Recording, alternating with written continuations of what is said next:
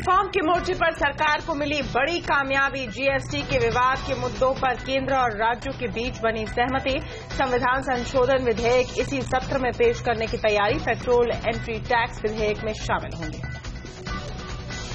ग्राहकों को मिला सस्ते क्रूड का फायदा। पेट्रोल और डीजल के दाम में 2 रुपए लीटर की कटौती। घटे हुए दाम आधी रात से लागू। भारत के आसमान में उड़ान भरेगी नई टाटा और सिंगापुर एयरलाइंस की जेवी विस्तारा। डीजीसीए से मिला लाइसेंस, लेकिन स्पाइस जेट की इमरजेंसी लैंडिंग। डीजीसीए को नहीं पसंद आया पेमेंट प्लान।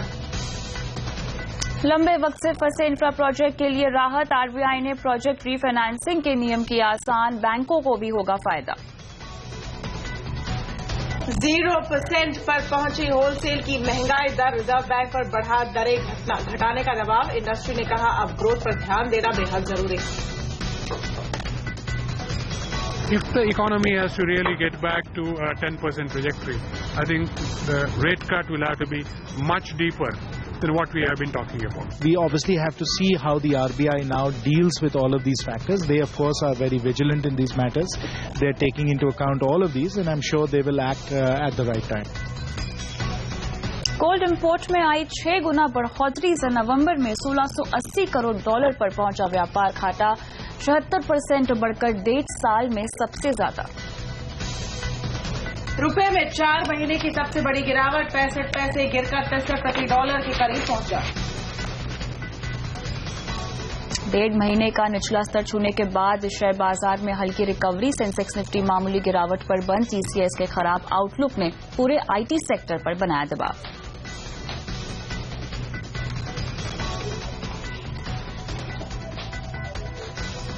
नमस्कार, आप देख रहे हैं आवाज एट 9। मैं हूं तमन्ना इनामदार दत्ता। नमस्कार, मैं हूं कविता थपलियाल। आगे बढ़ते हैं, डालते हैं नजर कुछ और सुर्खियों पर। सिडनी में कैफे के अंदर घुसी पुलिस। अंदर से गोलीबारी की आवाजें। गुजरात सरकार की छोटे और मझोले उद्योगों को और बढ़ावा देने की तैयारी। वाइब्रेंट गुजरात से पहले हो सकता है नई पॉलिसी का ऐलान। सीएनबीसी आवाज की एक्सक्लूसिव खबर। नए साल में दाम बढ़ाने की तैयारी कर रही हैं कार कंपनियां। 14 जनवरी के बाद 2 से 4% महंगी होगी मारुति की गाड़ियां। हुंडई भी जनवरी में 5 से 25 हजार तक बढ़ाएगी दाम।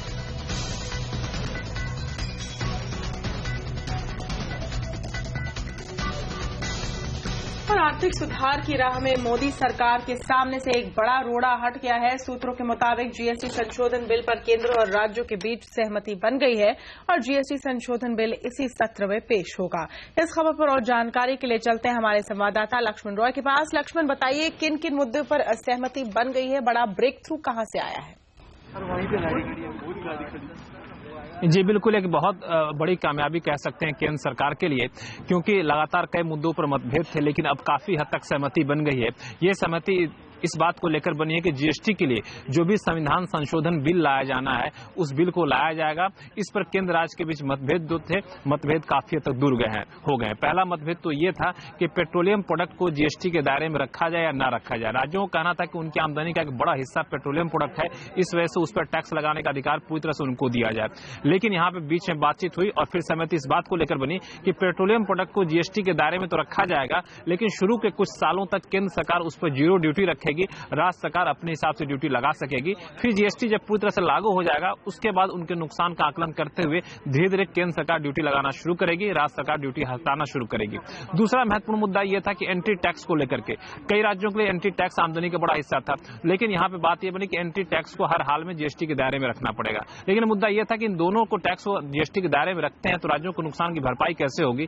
केंद्र ने पहले कहा कि नुकसान की भरपाई के लिए हम अलग से कानून बना देंगे, लेकिन राज्य अड़े है कि नहीं, आप इसको संविधान संशोधन बिल का हिस्सा बनाए। फिलहाल इस पर भी सहमति बन गई है कि केंद्र संविधान संशोधन बिल का हिस्सा बनाएगा राज्यों को होने वाले नुकसान की भरपाई की जो व्यवस्था की जाएगी उस व्यवस्था को, लेकिन पहले कानून मंत्रालय से राय ली जाएगी। कानून मंत्रालय ने कोई अड़चन नहीं दिया तो इसी संविधान संशोधन बिल में उसे हिस्सा बनाया जाएगा, वरना अलग से एक विधायी ऑर्डर जारी किया जाएगा।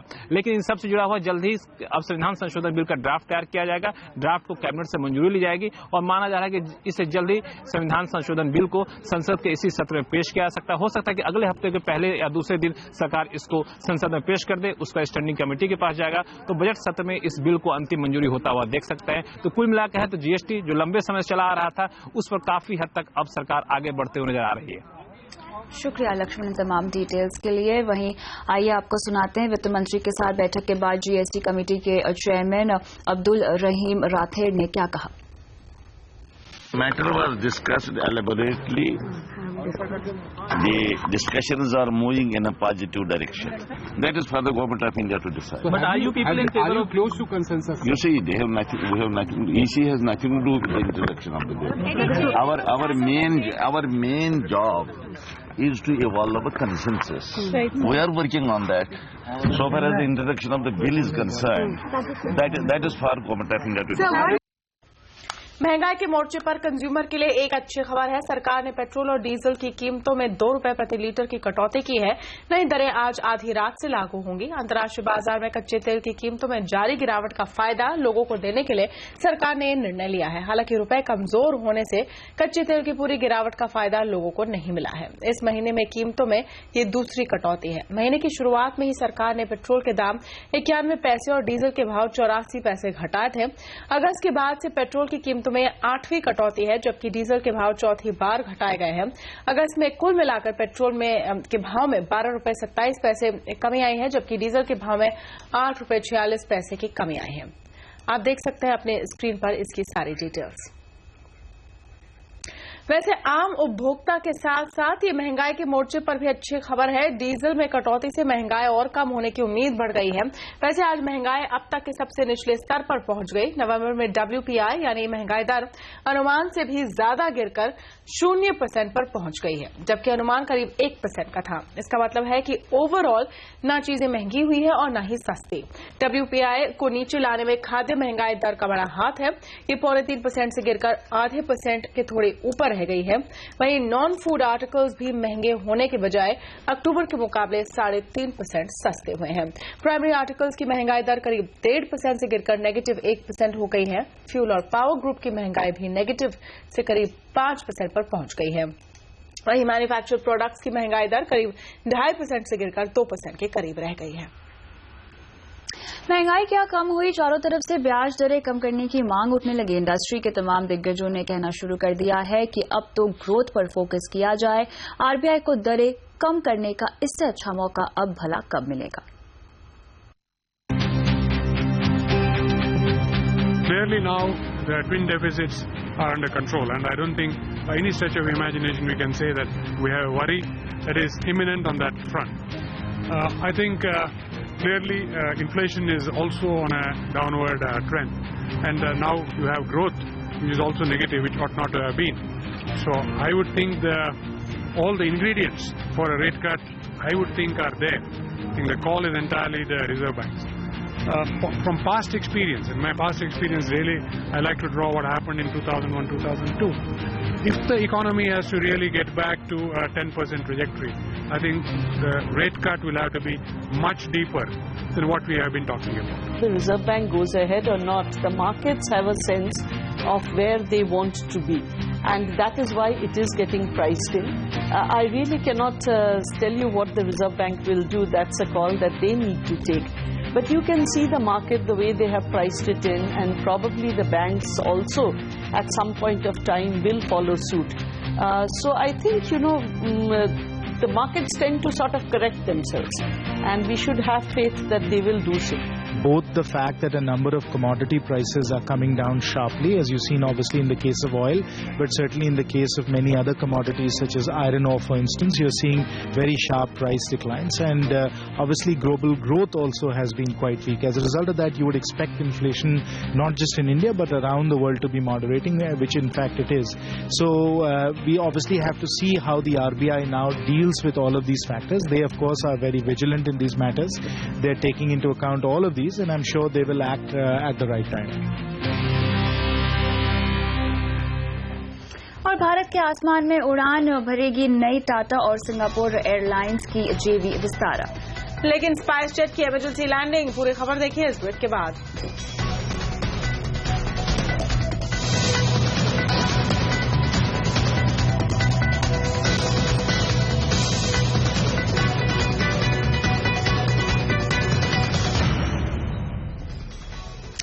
भारतीय एविएशन सेक्टर में आज दो बड़ी खबरें हैं। दोनों खबरें एक दूसरे से बिल्कुल अलग। स्पाइस जेट जहां अपने अस्तित्व की लड़ाई लड़ रही है, ठीक उसी वक्त टाटा की एयरलाइंस विस्तारा ने भारतीय एविएशन सेक्टर में एंट्री मारी है।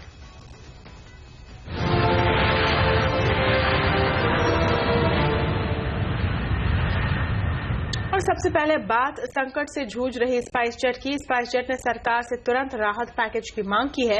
हालांकि फिलहाल कंपनी को कोई आश्वासन नहीं मिला है। स्पाइस जेट के अधिकारियों ने आज एविएशन राज्य मंत्री महेश शर्मा से मुलाकात भी की, लेकिन सरकार ने एयरलाइन को कोई भरोसा नहीं दिया। इस मामले पर ज्यादा जानकारी के लिए हमारे साथ जुड़े हैं अब हमारे संवाददाता अतुल मिश्रा। अतुल, स्पाइस जेट के भविष्य में क्या नजर आ रहा है आज की मीटिंग के बाद? जी देखिए, स्पाइस जेट की जो हालत है वो बिल्कुल खस्ता है और एयरलाइन ग्राउंड होने के करीब पहुंच चुकी है।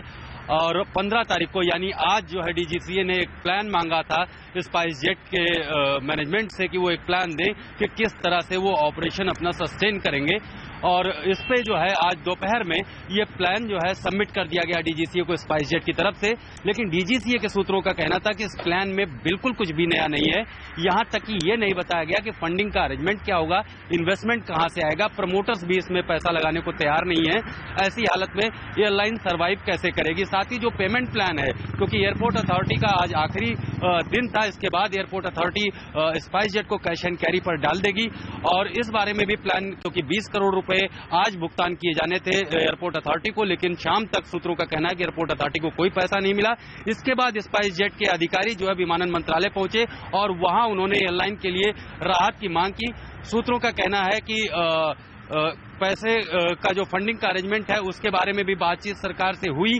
साथ ही क्योंकि पेट्रोलियम जो कंपनियां हैं, वो ऑयल मार्केटिंग कंपनियां हैं, उन्होंने स्पाइस जेट को एटीएफ देना भी बंद कर दिया है। तो ऐसी स्थिति में हालात काफी खराब हैं। लेकिन विमानन मंत्रालय की तरफ से कोई भरोसा एयरलाइन को नहीं दिलाया गया। लेकिन ये विमानन मंत्रालय के सूत्रों का कहना था कि सरकार में वरिष्ठतम स्तर पर इस पर बातचीत होगी और कोई भी फैसला जो है यात्रियों की को ध्यान में रखते हुए किया जाएगा। हालांकि अब सूरत हाल ये है कि या तो सरकार जो है पेट्रोलियम कंपनी को इनको कुछ दिन के लिए उधार देने पर एटीएफ जो है राजी करे, साथ ही इसके साथ ही कुछ वित्तीय मदद अगर की जाए सरकार की तरफ से, साथ ही एयरपोर्ट अथॉरिटी की तरफ से भी इनको कुछ दिन के लिए रियायत दी जाए। लेकिन ऐसा संभव इसलिए काफी मुश्किल है क्योंकि इससे पहले किंगफिशर के मामले में भी सरकार ऐसा नहीं कर पाई थी। और अगर ऐसा करती स्पाइस जेट के साथ तो ज्यादातर एयरलाइंस घाटे में हैं, वो भी इस तरह की रियायत की मांग करेंगी। लेकिन देर शाम तक स्पाइस जेट के अधिकारी जो है विमानन मंत्रालय में मौजूद थे और ये माना जा रहा है कि सरकार के जो वित्त मंत्रालय और पेट्रोलियम मंत्रालय और विमानन मंत्रालय के बीच में इस मामले में बैठक भी हुई। लेकिन ये साफ नहीं है कि सरकार की तरफ से क्या राहत दी जाएगी, अभी तक ये तय नहीं है। हालांकि स्पाइस जेट के अधिकारी क्या कहते हैं, उनके सीएफओ ने निकलते समय हमसे बात की, आइए देखते हैं क्या कह रहे हैं वो। It's still work in progress. So what happens to flights tomorrow if there is no They're all flying. They're all flying. So how many flights are you doing now? I won't know the details. I won't know the details. As of now, operations are on, and till there is an update, you're not going to say anything. चलिए, यहाँ पे spice jet तो खस्ता हाल है, लेकिन अतुल, यहाँ पर टाटा और सिंगापुर एयरलाइंस की विस्तारा उड़ान भरने को तैयार है। क्या डिटेल्स हैं आपके पास? जी, विस्तारा एक जो फुल फ्लेजर सर्विस कैरियर है और ये टाटा और सिंगापुर एयरलाइन का एक ज्वाइंट वेंचर है।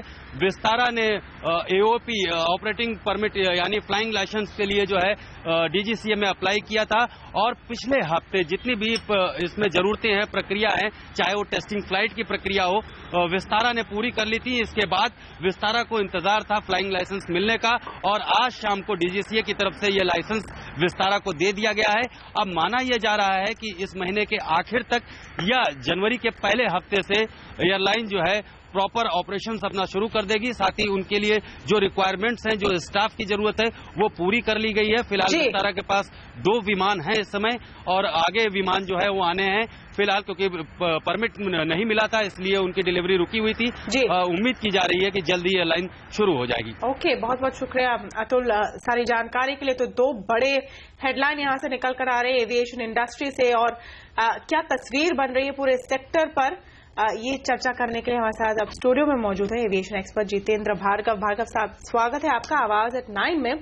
अगर पूरे पिक्चर को देखें, क्योंकि दोनों जो खबरें हैं उनका कोई डायरेक्ट तालमेल नहीं है, एक लो कॉस्ट कैरियर है, एक फुल प्राइस है, एक की हालत खराब है, एक उड़ान भरने को तैयार है, लेकिन पूरे सेक्टर की क्या तस्वीर निकल कर आ रही है? देखिए, जैसा कि माना जाता है कि इंडिया में एविएशन सेक्टर है, अभी तक तो बिना एक एविएशन पॉलिसी के चलाया जा रहा था, और जो यहाँ पे कॉस्ट फैक्टर ऑपरेशनल कॉस्ट में बहुत ज्यादा है, चाहे वो ATF हो, एयरपोर्ट चार्जेस हो, और मार्केट दूसरी तरफ बड़ी प्राइस सेंसिटिव है। पैसेंजर चाहता है कि उसको टिकट सस्ते दाम पे मिले, तो जब मार्केट में कैपेसिटी आती है और लोगों को सीट भरनी होती है, तो स्वाभाविक है वो कम दाम पे पैसेंजर्स को अट्रैक्ट करना चाहते हैं।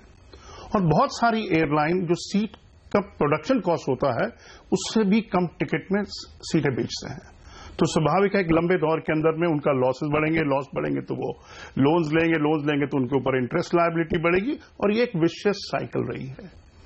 तो स्पाइस जेट का, जैसे अगर स्पाइस जेट को पहले डील करते हैं तो वो ये है कि अब उनके लगातार 8 क्वार्टर्स में लॉसेज रहे। पिछले 6 महीने में अगर आपने देखे तो उन्होंने कई बारी सेल्स ऑर्गेनाइज की, 699 रुपीज, 999 रुपीज, 1599 रुपीज। इससे साफ जाहिर था कि स्पाइस जेट एक गंभीर फाइनेंशियल प्रॉब्लम से गुजर रही है, और उनकी वजह से सारों ने शुरू किया है सबको, तो क्योंकि ये नॉर्मल प्रक्रिया होती है कि एक करता है तो दूसरे लोग मैच करने लगते हैं, क्योंकि सब अपना मार्केट शेयर को प्रोटेक्ट करना चाहते हैं। स्पाइस जेट की हालत बिगड़ रही थी। स्पाइस जेट दावा करता रहा कि नहीं, हमारे को एक इन्वेस्टर मिलेगा। अगर आप आज से 2 साल पहले जाएं तो विजय माल्या ने का भी सेम चीज थी कि आपने पहले फ्लाइट कैंसिल करनी चालू की, आपके प्लेन्स कम हुए, नेटवर्क कम हुआ, लॉसेस बढ़ते रहे, लेकिन आप दुनिया को गुमराह करते रहे कि मैं फ्लाइट चलने दूंगा। स्पाइस जेट की अगर आज आप हालत देखें, 1600 करोड़ बकाया समय सारे वेंडर्स वगैरह को, एम्प्लॉयज को सैलरी नहीं दे पाए हैं। कहां से पैसा आएगा? जब आप 20% मार्केट शेयर कमांड कर रहे थे जी, आपके 32 हवाई जहाज चल रहे थे, तब आप इतना पैसा नहीं बना पाए कि आप अपने खर्च को मीट कर सकें। क्या कारण है कि अब 15 हवाई जहाज जो 20 हवाई जहाज चला रहे हैं, जिसमें कि छोटे हवाई जहाज भी शामिल हैं, ये लोग पैसा बना पाएंगे? तो स्वाभाविक है कि इस समय इनकी बिल्कुल स्थिति नहीं है कि ये अपने ऑपरेशंस को कंटिन्यू कर सकें। और होता क्या है कि जब तक पब्लिक डोमेन में नहीं आता है तो लोग अपना पैसा लेने भागते नहीं है। इस समय क्या हुआ, क्योंकि पब्लिक में आ गया कि इनके हवाई जहाज चले गए, तो लीजिंग कंपनीज पैसा मांग रही है, एयरपोर्ट कंपनीज वो पैसा मांग रही है, ऑयल कंपनीज मांग रही है, एम्प्लॉइज हेल्प नहीं। लेकिन यहाँ पर आप किंगफिशर के साथ तुलना कर रहे हैं भार्गव साहब, लेकिन मेरा ये सवाल है कि यहाँ पर एक चेंज है, सरकार बदल गई है। किंगफिशर के समय में सवाल था कि क्या सरकार देखते रहेगी जहां पर एविएशन सेक्टर में एक एयरलाइन डूब रही है, या कुछ करेगी? इस बार क्या करना चाहिए डीजीसी को? क्या सेम चीज होनी चाहिए कि आपकी प्रॉब्लम में चलिए आप देखिए? नहीं, देखिए क्या है कि आप पिछली सरकार से तुलना मत कीजिए। विजय माल्या क्रोनी कैपिटलिज्म के प्रोडक्ट थे, उनको बहुत सारे कंसेशन दिए गए। ये सरकार ने किंगफिशर से कुछ लेसन लर्न किए हैं। अगर आप देखें कि क्या कारण है कि उन्होंने उनको बुलाया, उनको पूछा और ये रिस्ट्रिक्शन लगा दी कि अब आप 30 दिन से ज्यादा के बाद के टिकट नहीं बेच सकते हैं। कोई कह सकता है कि you are accentuating the problem for SpiceJet, but reality है कि डीजीसीए कस्टोडियन है पूरे एविएशन सेक्टर का। मेरा ये मानना है कि डीजीसी ने सही कदम उठाया कि इनके ऊपर रोक लगाई, क्योंकि अगर ये जून, जुलाई, अगस्त, सितंबर 2015 के टिकट बेचते रहे कि आज के खर्चों को मीट करने के लिए, और फिर अगर एयरलाइन को हो गया तो हम ही लोग डीजीसी को गाली देंगे कि क्या कारण था कि आपको जब पता था कि इनकी स्थिति गंभीर है आपने रोक नहीं लगाई। तो मैं डीजीसी का इस चीज समर्थन कर रहा हूं। तो क्या है कि स्पाइस जेट अब क्या है कि जैसे मैंने आपको पहले बोला कि एविएशन पॉलिसी नहीं है, इसमें कोई रिस्ट्रिक्शन नहीं है कि कितनी है। Government air Asia, air Vistara के बाद में 6 और एयरलाइन को सैंक्शन कर चुकी है।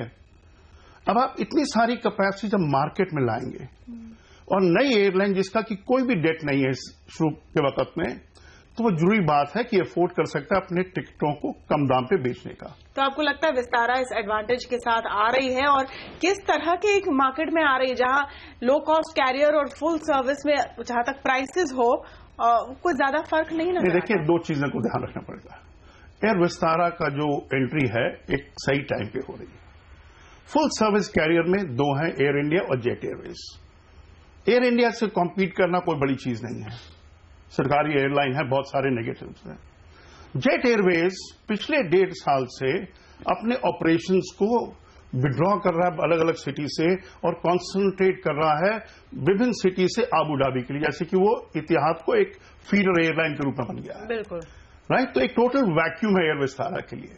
लेकिन ये कहना कि एयर विस्तारा क्योंकि टाटा चालू करें जिन्होंने एयर इंडिया शुरू की थी, सिंगापुर एयरलाइन के साथ में मिलकर आ रहे हैं, तो इनका जो रोड मैप होगा या जो टेक ऑफ होगा वो बहुत स्मूथ होगा, मेरे पे उसके ऊपर भी क्वेश्चन मार्क लगेगा। क्योंकि अगर आप देखते हैं कि किंगफिशर एक बेहतरीन एयरलाइन थी, विजय माल्या जैसे भी प्रमोटर थे, उनका जिस तरह का भी मॉडल था, लेकिन जो प्रोडक्ट था वो एब्सोल्युटली फर्स्ट क्लास था। नहीं, लेकिन अगर आसमान में इतने बादल हैं तो टर्बुलेंट फ्लाइट तो नहीं है, देखिए कोई भी चला है। नहीं तमाम, और ये सेंसिटिव मार्केट है, बहुत सारे लोग नहीं है इस देश के अंदर में जो कि एयरलाइन को प्रोडक्ट के कॉस्ट के मुताबिक किराया देना चाहेंगे जी।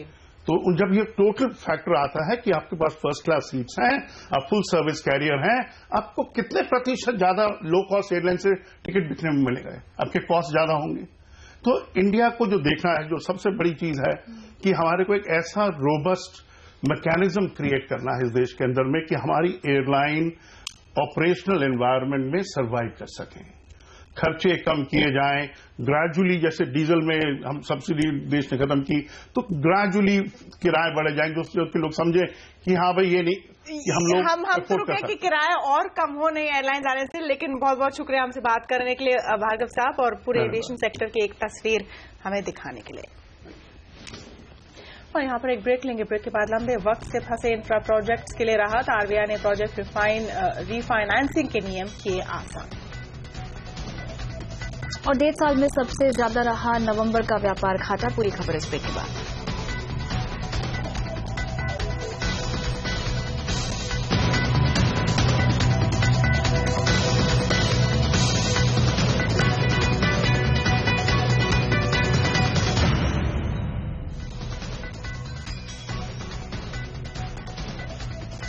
रिजर्व बैंक ने इंफ्रास्ट्रक्चर और कोर सेक्टर के प्रोजेक्ट्स की रिस्ट्रक्चरिंग पर राहत दी है। आरबीआई के नए नियमों के मुताबिक बैंक मौजूदा इंफ्रा प्रोजेक्ट्स की समय समय पर रीफाइनेंसिंग कर सकेंगे, साथ ही बैंक मौजूदा इंफ्रा प्रोजेक्ट के कर्ज नियमों में बदलाव भी कर सकेंगे।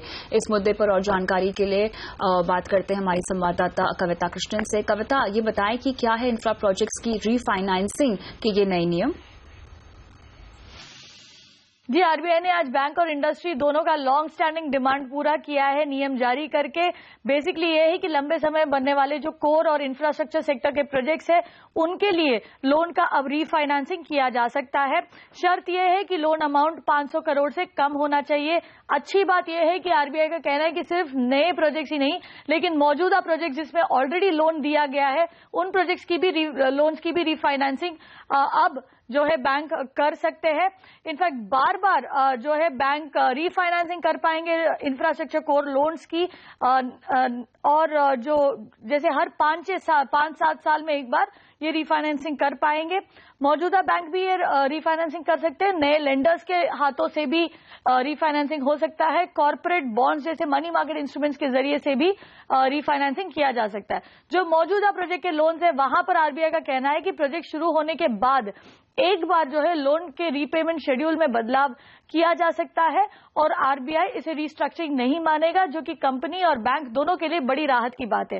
लेकिन मान लीजिए कहीं ये लोन जो है एनपीए हो जाता है तो रीस्ट्रक्चरिंग या रीफाइनेंसिंग पर रोक लग जाएगा। लेकिन एनपीए से अपग्रेड हो जाता है, कंपनी अपने ड्यूज पे करने में कामयाब होता है, तो फिर से एक बार प्रोजेक्ट की रीफाइनेंसिंग शुरू हो सकती है। इससे फायदा ये होगा कि जो इंफ्रास्ट्रक्चर प्रोजेक्ट है, कोर सेक्टर प्रोजेक्ट है, लॉन्ग जेस्टेशन है, इनके बनने में काफी समय लगता है, कैश फ्लो शुरू होने में काफी समय लगता है और इसीलिए जो है कंपनियों को इन्हें रीपे करने में काफी दिक्कतें होती है, क्योंकि बैंक लोन्स टिपिकली 3 से 5 साल ड्यूरेशन के होते हैं।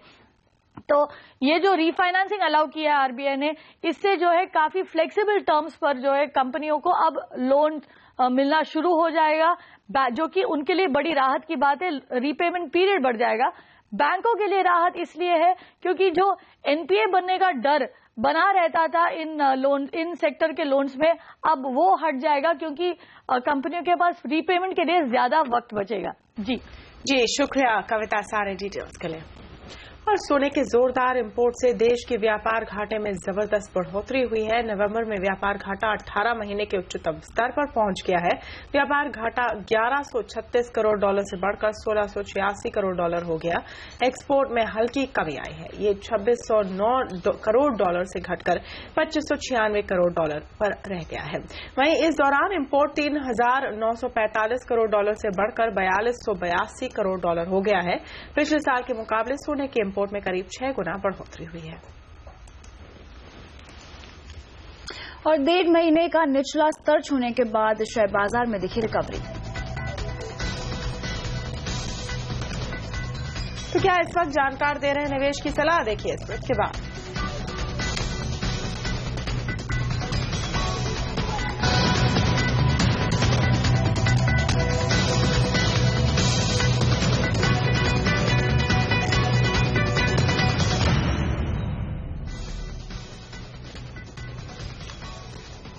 सीमित दायरे में कारोबार के बाद शेयर बाजार मिला जुला बंद हुआ। सेंसेक्स और निफ्टी सपाट बंद हुए, जबकि छोटे मझोले शेयरों में आधे % तक गिरावट देखी गई। रियल्टी, कंज्यूमर ड्यूरेबल्स और आईटी शेयरों ने बाजार पर सबसे ज्यादा दबाव बनाया।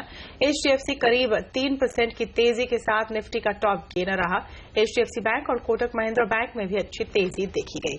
निफ्टी में बढ़ने वाले शेयरों में ओएनजीसी और कोल इंडिया भी शामिल रहे। हालांकि टीसीएस के तिमाही के नतीजों पर दबाव रहने की आशंका में आज टीसीएस तो गिरा ही, दूसरी आईटी शेयर पर भी बिकवाली हावी रही। ऑयल मार्केटिंग कंपनियां काफी दबाव में देखी। एचपीसीएल, बीपीसीएल और आईओसी में 3 से 4.5% तक की गिरावट रही। और बाजार में भले ही हाल फिलहाल में गिरावट दिख रही हो, लेकिन दिग्गज निवेशक राकेश झुंझुनवाला का कहना है कि भारतीय बाजारों में बहुत दमखम है और आने वाले सालों में भारत में तेजी से पैसा आएगा। India is in a growth phase. The index has gone from 100 to 28,000 in the last 30 years.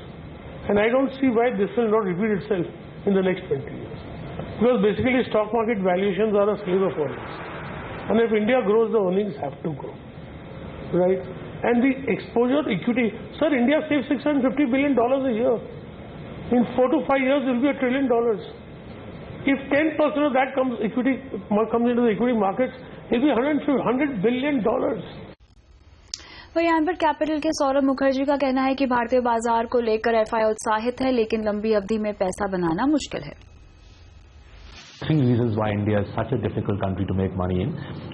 Something like 80% of Indian stocks don't even keep up with inflation. So there's only 20% of stocks that you can actually make money from in the market. Secondly, we are the world's least liquid. We are the least liquid of the world's top 15 stock markets. And thirdly, if you look at great Indian companies, they have this ability to self-destruct. In fact, something like 85% of great Indian companies go on to self-destruct. And hence, to be able to make money in the Indian market for long periods of time is the province of a small set of fund managers. Budget से पहले वित्त मंत्री के सामने हैं बड़े सवाल। Budget के लिए कहां से आएगा पैसा? टैक्स से आमदनी बढ़ाने के लिए क्या होगा फॉर्मूला? सीएनबीसी आवाज पेश कर रहा है अगले 2 हफ्ते तक रोजाना सुबह 9:30 बजे बजट के लिए बिग आइडिया, जहां मार्केट, इंडस्ट्री और इकोनॉमी के धुरंधर देंगे जेटली की बजट टीम को कुछ लीक से हटकर बड़े आइडिया। कल इस सीरीज की पहली कड़ी में हमारे साथ जुड़ेंगे एक्सिस कैपिटल के नीलेश शाह और आवाज के बजट गुरु के रूप में नीलेश शाह बताएंगे कि सरकार कैसे करे अपने खजाने का मैनेजमेंट और क्या हो सकते हैं तिजोरी भरने के मंत्र। और डॉलर के मुकाबले आज रुपए में जोरदार गिरावट देखने को मिली और ये 11 महीने के निचले स्तर पर बंद हुआ। आज रुपया डॉलर के मुकाबले 65 पैसे गिरकर बंद हुआ, जो 4 महीने की सबसे बड़ी गिरावट है। दरअसल विदेशी निवेशक साल खत्म होने से पहले इमर्जिंग बाजारों से पैसा निकाल रहे हैं, जिसकी वजह से रुपए पर भी दबाव दिख रहा है। अब आईपीओ खत्म होने के बाद कंपनी 1 हफ्ते के भीतर लिस्ट हो जाएगी। सेबी चेयरमैन यूके सिन्हा के मुताबिक आईपीओ पर सेबी की कमेटी ने रिपोर्ट सौंप दी है और अब जल्द नियम लाने की तैयारी होगी। फिलहाल आईपीओ लाने से लेकर लिस्टिंग की प्रक्रिया में 12 से 15 दिन का समय लगता है। लेकिन EIPO आने के बाद से समय 5 या 6 दिन ही रह जाएगा। इससे कंपनियों को पूंजी जुटाने में आसानी होगी। उधर कलेक्टिव इन्वेस्टमेंट स्कीम पर सेबी के नियम नहीं मानने वाली कंपनियों को सेबी पर ये कड़ी कार्रवाई कर रहा है और यूके सिन्हा के मुताबिक राज्यों की पुलिस के साथ मिलकर ऐसी कंपनियों पर कार्रवाई हो रही है। The committee report is ready. They have submitted their report. So now we will be going to the next stage. I hope you are aware that in one state, that is Bihar, with the help of a state police, certain raids were conducted, documents were seized, some people were rounded up. So if people are defying orders passed by a legal authority, they are subjecting themselves to more serious action. और आखिरकार खत्म हुआ Sydney का बंधक संकट। करीब 18 घंटे चले संघर्ष के बाद पुलिस ने बंधकों को छुड़ाया। पूरा अपडेट इस ब्रेक के बाद।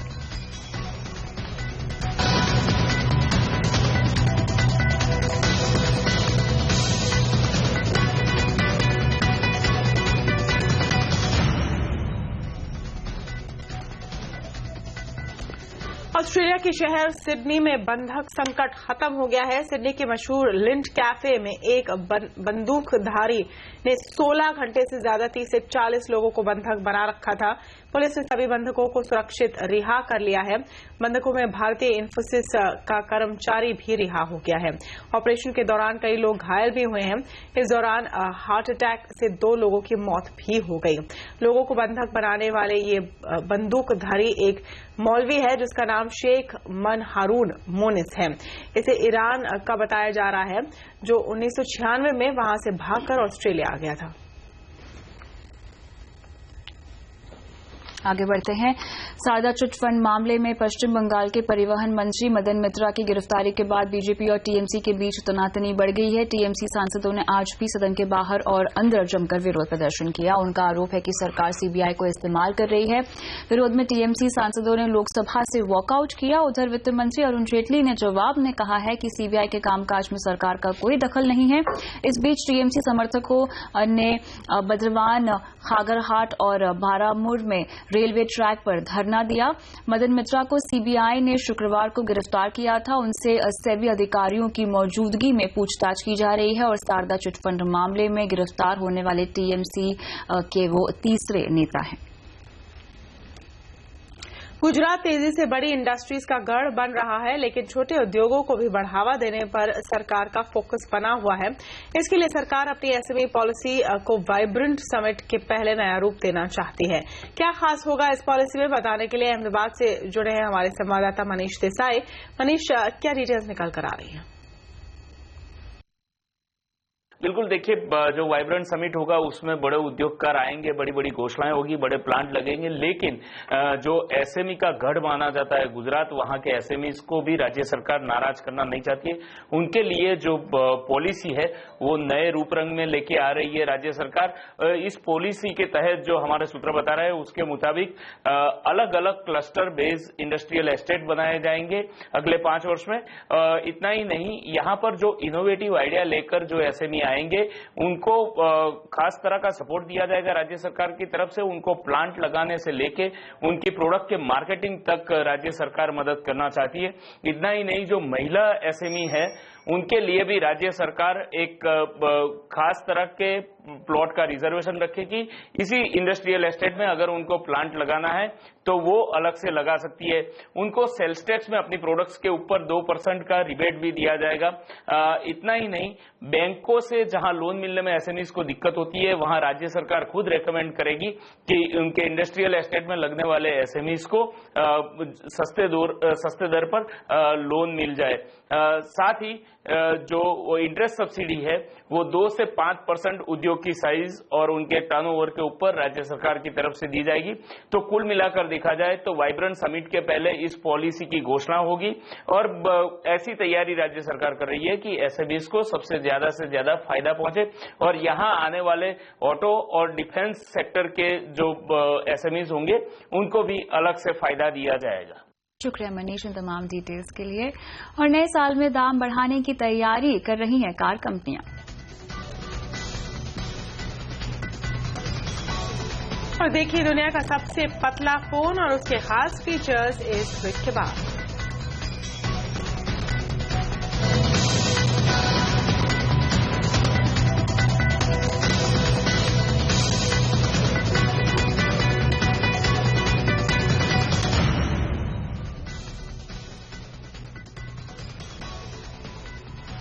ऑटो कंपनियां जहां एक तरफ अपनी घटती बिक्री से परेशान हैं तो दूसरी तरफ बढ़ते इनपुट कॉस्ट की वजह से ये कंपनियां जनवरी से प्रोडक्ट्स के दाम बढ़ाने जा रही हैं। देश की सबसे बड़ी कार कंपनी मारुति सुजुकी 14 जनवरी से दाम बढ़ाने जा रही है।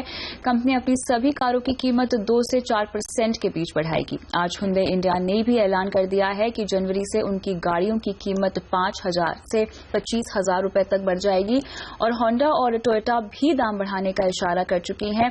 शेवरोले अपनी कारों पर 20,000 रुपए तक बढ़ाने का ऐलान पहले ही कर चुकी है। लग्जरी कार कंपनी BMW भी जनवरी से अपनी सभी कारों पर 5% तक बढ़ोतरी करेगी और इसमें BMW मिनी भी शामिल है।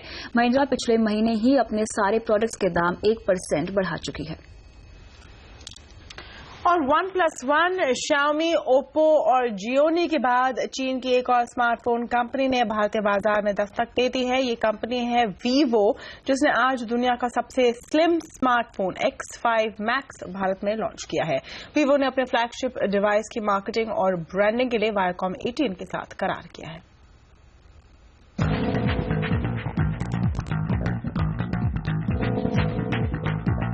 10 दिसंबर को ग्लोबली लॉन्च हुआ Oppo R5 अब तक दुनिया का सबसे स्लिम स्मार्टफोन था, लेकिन अब यह खिताब Oppo से चीनी कंपनी Vivo ने छीन लिया है। भारत में लॉन्च हुआ Vivo का flagship smartphone X5 Max 4.75 millimetre पतला है, जबकि Oppo R5 4.85 मिलीमीटर। 5.5 इंच की फुल HD स्क्रीन के साथ इस फोन में Qualcomm 615 प्रोसेसर दिया गया है। इसके साथ ही 2 GB रैम और 16 GB की इंटरनल मेमोरी दी गई है। X5 Max में 13 मेगापिक्सल का रियर कैमरा और सेल्फी और वीडियो कॉलिंग के लिए 5 मेगापिक्सल का फ्रंट कैमरा है। ये फोन 4G फीचर को भी सपोर्ट करता है। Hi-Fi smartphone means Vivo is designed for music, so we will focus the high quality music video in smartphone for our target customer. Branding और marketing के लिहाज से भारत में अपनी पकड़ मजबूत करने के लिए कंपनी ने Viacom 18 के साथ खास करार किया है। Viacom 18 कलर्स और MTV समेत अपने सभी एंटरटेनमेंट चैनलों और दूसरे प्लेटफॉर्म पर Vivo की मार्केटिंग करेगी। हम उनके लिए एक वन स्टॉप शॉप है। हमारे पास बहुत स्ट्रॉन्ग ब्रॉडकास्ट नेटवर्क है, जैसे आप जानते हैं एंटरटेनमेंट ब्रॉडकास्ट नेटवर्क है, हमारे पास फिल्म नेटवर्क है और हमारे पास लाइव डिवीजन भी है। और हमारी एक जो ब्रांड सॉल्यूशंस टीम है वो पूरे ब्रांड सॉल्यूशन दे रही है उनको। कंपनी ने ये फोन खास तौर पर युवाओं की जरूरतों को ध्यान में रखकर तैयार किया है। आने वाले वक्त में कंपनी की प्लानिंग भारत में प्रोडक्ट की मैन्युफैक्चरिंग करने की भी है। अगले 1 साल तक देश में Vivo अपने इस फोन के रिस्पांस को मॉनिटर करेगी और उसके मुताबिक विस्तार योजना पर फैसला लेगी। दीपाली नंदा, दिल्ली। चलिए अब जाते जाते यहाँ पर कच्चे तेल का हाल भी देख लेते हैं, जहाँ पे हमने देखा कि दिन की शानदार रिकवरी के बाद एक बार फिर से दबाव में आना शुरू हो गया है कच्चा तेल। खासतौर से नाइमेक्स में आप देखिए जहाँ सबसे ज्यादा गिरावट है, लगभग 2.25% की। वहीं ब्रेंट आप देख सकते हैं 62 के नीचे कारोबार कर रहा है, 1% की गिरावट है हालांकि, लेकिन घरेलू बाजार में 1% की कमजोरी के साथ 3600 के नीचे अब कारोबार हो रहा है। लेकिन सबसे ज्यादा गिरावट की चपेट में नाइमेक्स आता हुआ दिखाई दे रहा है, जहाँ पे लगभग 2.25% की गिरावट दर्ज है। और आवाज एट 9 में फिलहाल इतना ही। कल होगी आपसे फिर मुलाकात, तब तक के लिए नमस्कार।